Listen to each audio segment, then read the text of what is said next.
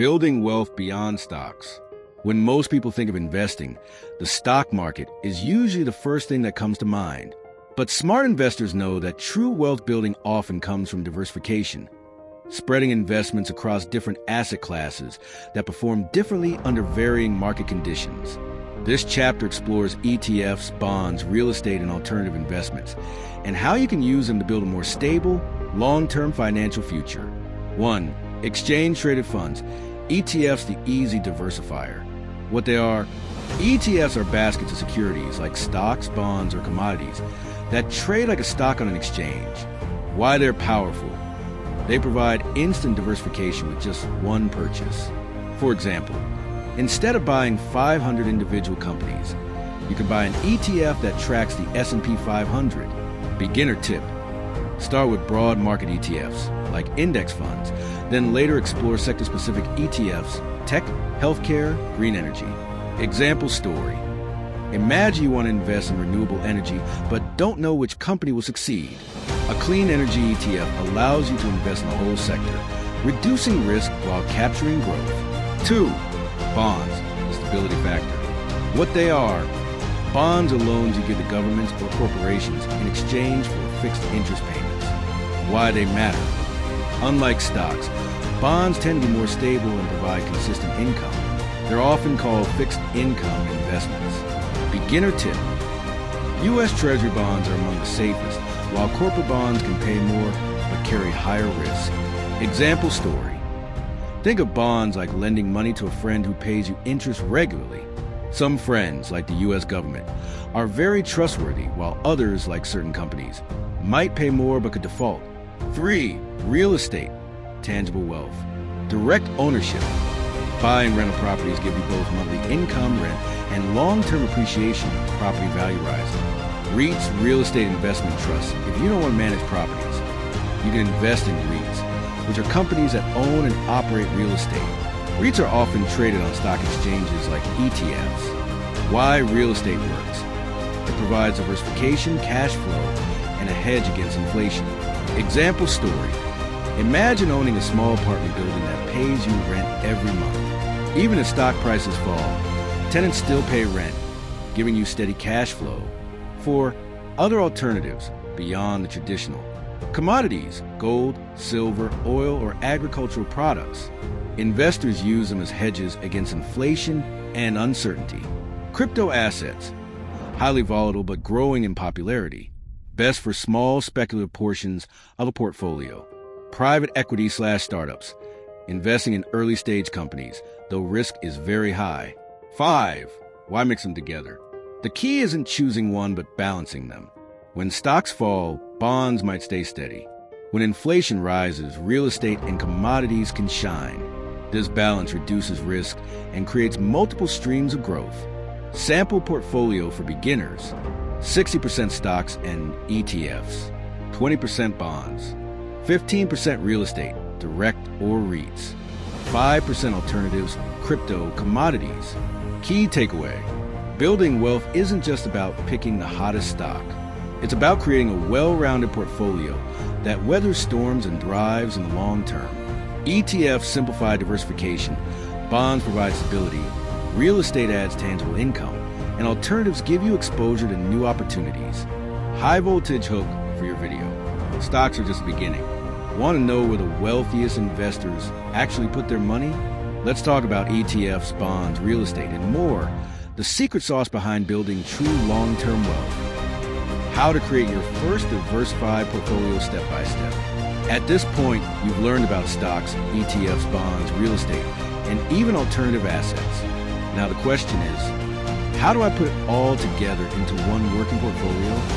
This chapter will walk you through a beginner-friendly, step-by-step guide to building your first diversified portfolio, one that balances growth, safety, and opportunity. Step 1. Define your goals. Before you invest a single dollar, ask, am I investing for retirement long-term? Am I saving for a home or college medium-term? Or am I just building wealth and passive income? Directed example: Sarah, a 28-year-old teacher, wants to retire at 60. Her goal is long-term, so she can take more risks with stocks. Meanwhile, James, 45, wants to buy a house in 5 years, so he should prioritize safer investments like bonds and cash. Step 2, assess your risk tolerance. If market drops scare you, lean toward bonds and real estate. If you're comfortable with ups and downs, lean toward stocks and ETFs. Memo quick self-check. Conservative equals you sleep better with stability, 70% bonds /30% stocks. Moderate equals balance between safety and growth, 60% stocks /30% bonds /10% real estate. Aggressive equals you want maximum growth, 80% stocks /15% real estate /5% bonds. Step 3. Pick your core investment, ETF/index funds. Start with a broad market ETF like S&P 500 or total market ETF. This gives you instant diversification. Add a global ETF to include international stocks. Pushpin, think of this as your foundation, like pouring concrete before building a house. Step 4. Add stability bonds. For balance, add bonds or bond ETFs. Example, U.S. Treasury ETFs or corporate bond ETFs. These act like the shock absorbers of your portfolio. Step 5. Add growth in income real estate, direct rental property if you can manage it, or invest in REIT ETFs for passive exposure. This creates cash flow and adds inflation protection. Step 6. Small slice for alternatives. Crypto, commodities like gold, or startups. Keep this less than 5 to 10%. Treat it like spice, not the main meal. Step 7. Automate and stay consistent. Use apps like Robinhood, Fidelity, or Vanguard to set up automatic investments weekly or monthly. Consistency beats timing. $100 every month compounds massively over years. Sample beginner portfolio. Here's a simple allocation you can try for someone with a moderate risk appetite. 50% broad market ETF, S&P 500. 20% global/international ETF. 20% bond ETF. Treasuries plus corporates. 8% REIT ETF real estate. 2% alternatives. Crypto/gold. Step 8. Rebalance once a year. Over time, stocks may grow faster than bonds, growing off your balance. Rebalancing means selling some of what grew and buying more what lagged, keeping your risk level steady. Story example. Meet David, a 30-year-old engineer.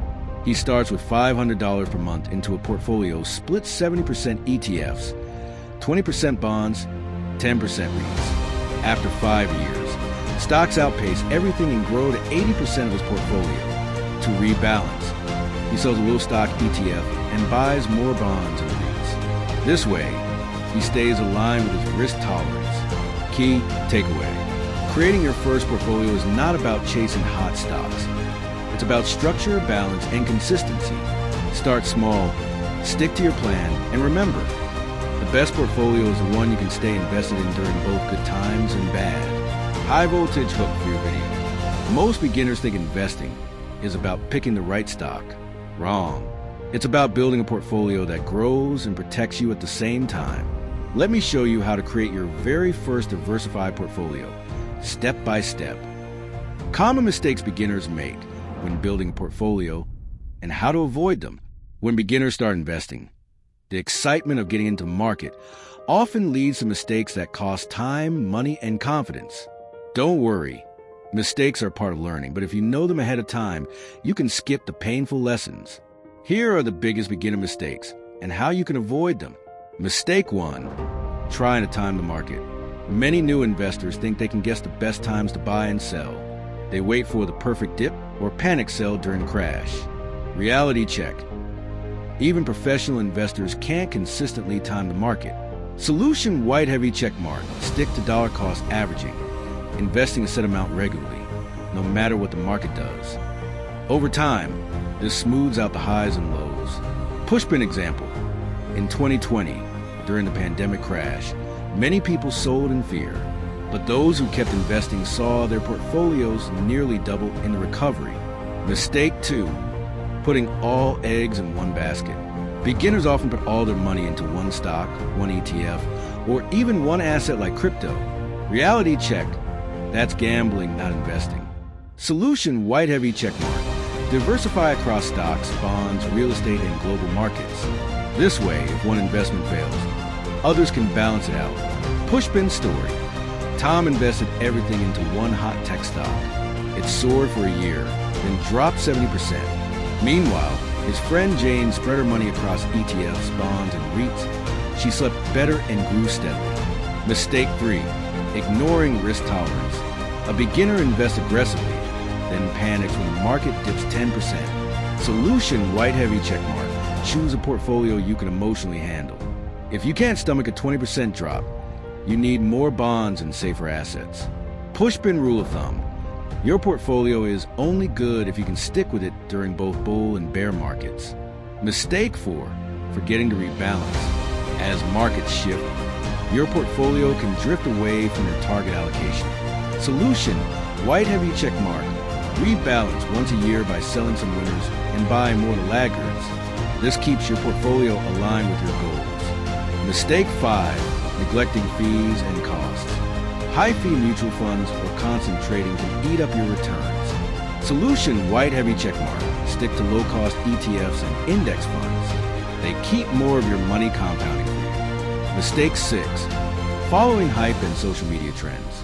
Buying whatever stock or crypto is trending on TikTok, Twitter, or YouTube often ends badly.